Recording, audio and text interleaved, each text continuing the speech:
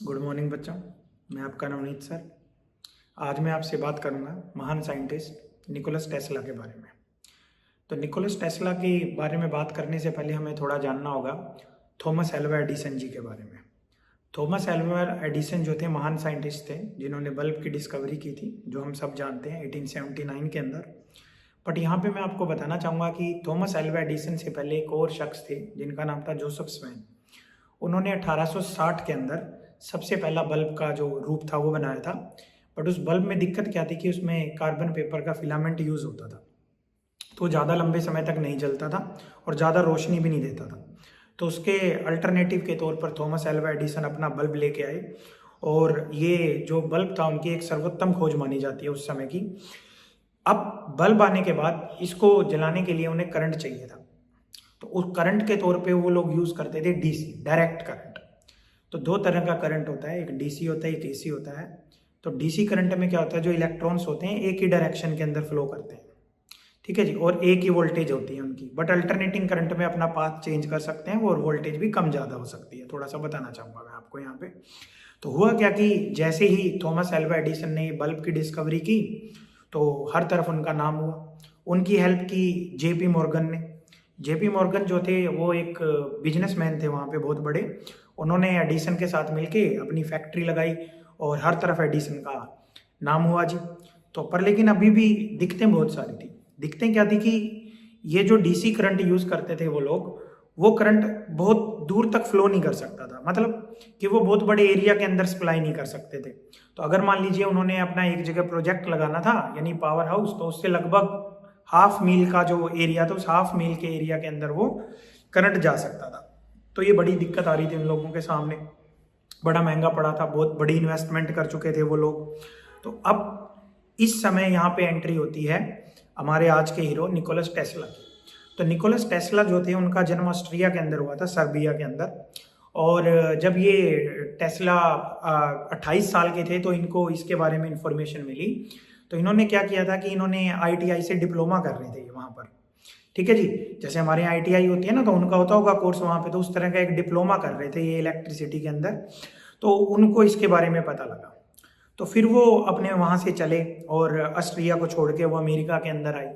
America के अंदर आने के बाद वो एडिसन से मिले। जब वो एडिसन से मिले तो एडिसन एक पानी के जहाज पे थे और वहाँ पर वो अपने साथियों के साथ डिस्कशन कर रहे थे कि उस जहाज का जो डायनमो था, जनरेटर का डायनमो एक apparatus होता है जनरेटर के अंदर, वो खराब हो गया था। तो जैसे ही टेस्ला उनसे मिले, उन्होंने टेस्ला को कहा कि आप मेरे को ये डायनमो ठीक करके दीजिए, आप इसको ठीक कर देंगे तो मैं आपको अपनी फैक्ट्री के अंदर जॉब दे दूंगा। तो टेस्ला ने कुछ ही घंटों के अंदर उसको ठीक कर दिया। तो इतने महान साइंटिस्ट थे वो, तो उन्होंने उसको काम दे दिया अपनी फैक्ट्री के अंदर। तो उन्होंने उनकी फैक्ट्री के अंदर काम करना शुरू किया।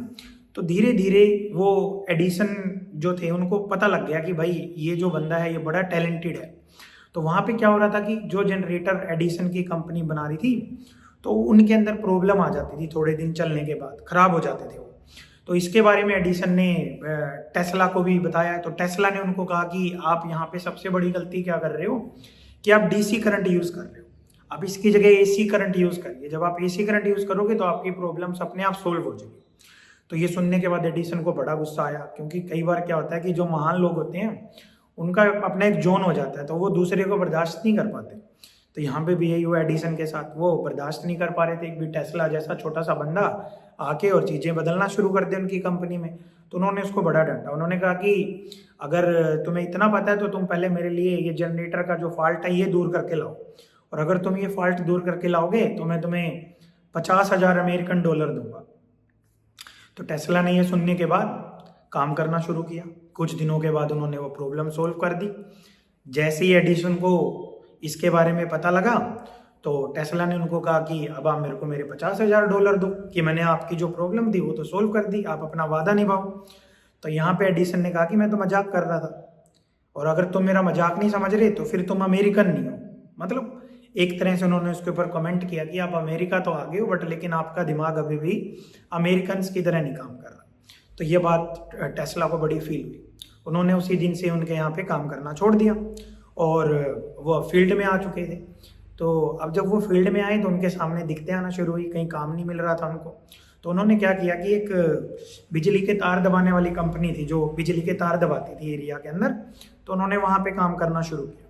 तो वहाँ पर जो ठेकेदार था उनका, उन्होंने उसके टैलेंट को पहचाना, उन्होंने उसकी मुलाकात करवाई। एक वहाँ पे और कंपनी थी जिसका नाम था वेस्टिंग हाउस। तो उस वेस्टिंग हाउस कंपनी के मालिक को टेस्ला ने अपना पूरा प्रोजेक्ट समझाया, अपना ब्लूप्रिंट बताया कि ऐसे ऐसे हम इसमें अल्टरनेटिंग करंट का यूज़ कर सकते हैं। तो उसकी बात बड़ी पसंद आई जो वेस्टिंग हाउस कंपनी थे उसके मालिक को। तो उन्होंने कहा कि मैं आपके प्रोजेक्ट में इन्वेस्टमेंट करूँगा। तो धीरे धीरे थोड़े ही समय के अंदर जो टेस्ला थे उन्होंने जनरेटर चलाना शुरू कर दिया अल्टरनेटिंग करंट से। और इस करंट की खास बात क्या थी कि इसको बड़ी लंबी दूरी तक ले जाया जा सकता था। यहाँ से शुरू होती है एडिसन और टेस्ला की दुश्मनी। तो एडिसन को ये चीज़ पसंद नहीं आई, क्योंकि अब आप लोग सिर्फ एक साइंटिस्ट के नज़र से मत देखिए, उनको एक बिजनेसमैन थे वो। तो उन्होंने बहुत ज़बरदस्त इन्वेस्टमेंट कर रखी थी इस प्रोजेक्ट के अंदर, और एक नया लड़का आके सब कुछ टेक ओवर करने लग गया था। तो अब यहाँ से जो उनके बीच में दिक्कतें शुरू हुई, तो एडिसन ने क्या किया, उन्होंने एक प्रोपेगेंडा बनाया। मीन्स मैं ये नहीं कहना चाहता कि एडिसन महान नहीं थे, बड़े महान थे, बट लेकिन कई बार क्या होता है जब दो महान लोग टकराते हैं तो बहुत सारी चीज़ें सामने आती हैं। तो एडिसन ने क्या किया, एक प्रोपेगेंडा बनाया, उनके पास पूरी टीम थी। उन्होंने कहा कि अल्टरनेटिंग करंट तो बड़ा खतरनाक है, इसको तो कंट्रोल कर ही नहीं सकते, इसकी वजह से तो लोग मारे जाएंगे। तो वो लोग क्या करने लगे, डेमो देने लगे। सड़क पे खड़े होते, किसी जानवर को करंट लगा के दिखाते और वो जानवर मर जाता। ऑब्वियस सी बात है, अभी भी मरते हैं लोग। तो उन्होंने कहा कि ये तो जो अल्टरनेटिंग करंट यूज़ कर रहा है बड़ा खतरनाक है। इसके अलावा उन्होंने क्या किया कि 1890 के अंदर बड़े लेवल पे इसको शो के तौर पे उन्होंने प्रोजेक्ट किया। मतलब एक कोई क्रिमिनल था जिसको फांसी की सजा हुई थी। तो अमेरिका में उस टाइम क्या हो रहा था कि वो लोग कह रहे थे कि फांसी की बजाय कुछ और हमें रास्ता ढूंढना पड़ेगा, क्योंकि ये थोड़ा क्रूअल सा लगता है। तो यहाँ पे एडिसन ने इस चीज़ का बेनिफिट उठा के करंट दे के उस बंदे को मारा था। 1890 के टाइम की बात है, सिर्फ लोगों में दहशत पैदा करने के लिए। बट लेकिन आप लोग किसी को दबा सकते हो, बट लेकिन आप किसी की मानता को झुका नहीं सकते।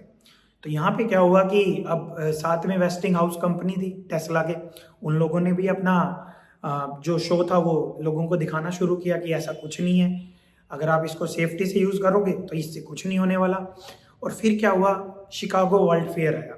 जैसे हमारे यहाँ पे मेले लगते हैं ना, तो शिकागो में वर्ल्ड फेयर लगा था, जहाँ पे 10,000 बल्ब्स थे वो एक बार में उन्होंने ऑन करने थे, लाइट देनी थी उनको। तो उसका जो कंपनी का प्रोजेक्ट था, जो ठेका था, वो मिल गया वेस्टिंग हाउस कंपनी को, टेस्ला। तो टेस्ला ने वहाँ पे ये करके दिखा दिया, तो हर तरफ टेस्ला का नाम हुआ, तो सब लोग टेस्ला को जानने लगे। इसके बाद एक प्रोजेक्ट लगाया टेस्ला ने 1896 के अंदर, 1896 के अंदर, जो नियाग्रा वाटरफॉल है, आपने सुना भी होगा, वहां पे। और उन्होंने क्या किया, उससे 26 मील की दूरी के ऊपर एक शहर है बुफेलो शहर, तो उन्होंने वहां पे वो करंट भेज के दिखाया। तो उन्होंने एडिसन को ओवरकम किया। उन्होंने कहा कि आपका तो हाफ मील तक जा रहा था ना करंट, मेरा 26 मील तक जाता है करंट। तो अब यहां से टेस्ला का नाम होना शुरू हुआ, और आज की डेट में भी आप लोग टेस्ला को बड़े अच्छे से जानते हो कि बड़े महान साइंटिस्ट थे। और इसके बाद क्या हुआ कि लोगों ने बोला कि जो टेस्ला है, देखो भाई, जो अच्छा काम करेगा कमियां निकालने वाले आ जाते हैं उसके अंदर, बहुत बड़ी टीम इकट्ठी हो जाती है, गैंग बन जाता है। तो यहाँ पे भी ऐसा ही हुआ। तो जो टेस्ला थे उनके अगेंस्ट लोगों ने बोला कि इसको तो एलियन स्पोर्ट है, एलियंस मदद करते हैं इसको। उन्होंने कहा कि आप जो भी प्रोजेक्ट बना रहे हो इसका ब्लूप्रिंट दिखाओ। तो टेस्ला ने कहा मेरे तो ब्रेन में है ब्लूप्रिंट, कागज पे नहीं मैं लिखता चीजें। आप लोग जिसमें महीनों लगाते हो कागज में लिखने में, प्रिंट बनाने में, फिर आपका फेल हो जाता है, मेरे दिमाग में एक स्क्रीन चलती है, मैं उस स्क्रीन में देखता हूँ चीजें। ठीक है, तो यहाँ पे मैं आपको ये कहानी सुना के क्या बताना चाहता हूँ, मैं यही बताना चाहता हूँ बच्चों कि जब भी आप लोग कोई काम करें तो पहले आपके सामने वो स्क्रीन आ जानी चाहिए। आप न्यूमेरिकल करने बैठ रहे हो, आप पहले फॉर्मूला लिख के शुरू हो जाते हो करना, फिर हमें पता लगता है वो फॉर्मूला तो गलत लगा दिया हमने, हम दोबारा करते हैं उसको। तो आपने क्या करना है, सबसे पहले कोई भी जब काम करो तो उसका ब्लूप्रिंट आपके माइंड में होना चाहिए। पेपर पे आने से पहले आपको दिखाई देनी चाहिए चीजें। जब आप कोई रिएक्शन करो तो आपको कॉपी पे करने से पहले पता हो कि अगर मैं यहाँ पे अटैक करूंगा तो ये होगा, अगर मैंने ऐसा किया तो ये होगा। फिर देखिएगा चीजें कैसे बदलती है।